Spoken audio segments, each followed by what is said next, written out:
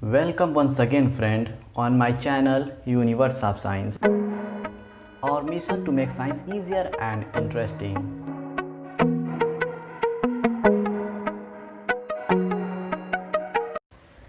तो मैं आ गया हूँ लेकर पिछले प्रश्न का उत्तर।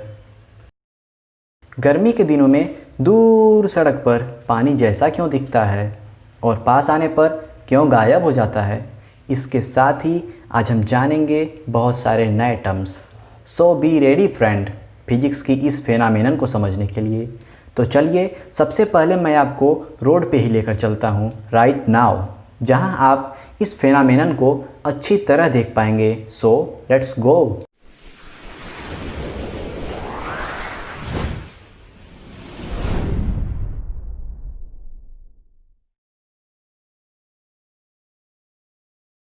इसके साइंस को समझने के लिए पहले हमें 3 पॉइंट्स को समझना होगा। Point first reflection, point second refraction and point third total internal reflection. तो चलिए हम पहले पॉइंट पर चलते हैं। जब भी कोई लाइट रे किसी ऑब्जेक्ट की सरफेस से टकराता है तो वापस अपने अपोजिट डायरेक्शन में मुड़ जाता है, जैसे कि आप इस एनिमेशन में देख रहे हैं राइट। इसे ही रिफ्लेक्शन कहते हैं। हमारा सेकेंड पॉइंट है रिफ्रैक्शन। जब भी कोई लाइट रे डेंसर मीडियम से रेयरर मीडियम में जाती है तो वह अपने एक्चुअल पाथ से दूर चली जाती है, जिसे रिफ्रैक्शन कहते हैं। तो चलिए आगे बढ़ते हुए अपने थर्ड पॉइंट पर चलते हैं, जो है टोटल इंटरनल रिफ्लेक्शन। जैसे कि हम जान चुके हैं, जब भी कोई लाइट की रे डेंसर मीडियम से रेयरर मीडियम में जाती है तो वह अपनी एक्चुअल पाथ से दूर चली जाती है।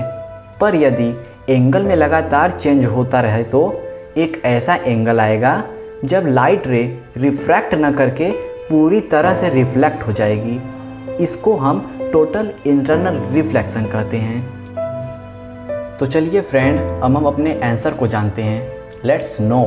तो फ्रेंड्स हमें सड़क पर पानी जैसा मिरेज फेनोमेनन की वजह से दिखता है। तो अब मिरेज फेनोमेनन क्या होता है, चलिए इसको समझते हैं कि क्या है इसमें खास जो हमें भ्रम में डाल देती है। गर्मी के दिनों में सड़क का सरफेस बहुत ही गर्म होता है, जिसके कारण इसके सरफेस के पास की एयर भी गर्म हो जाती है और गर्मी ऊपर जाने पर धीरे धीरे कम होती है।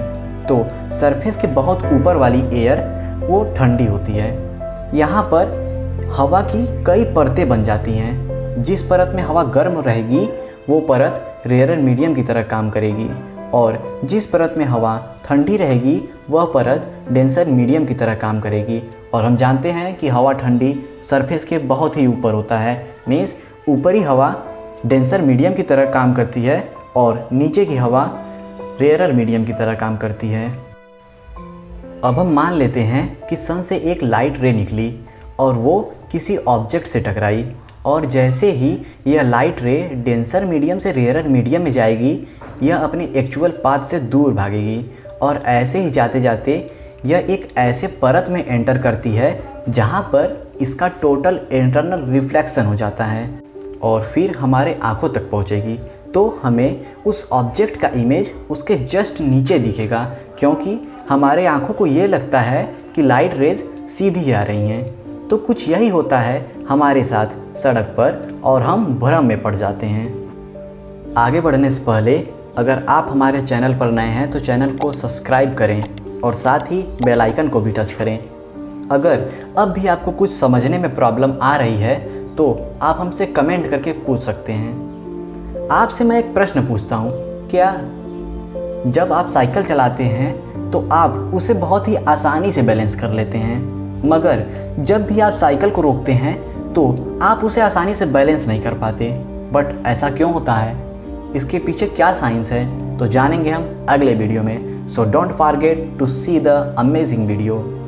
आई होप कि आप सबको ये वीडियो पसंद आई होगी।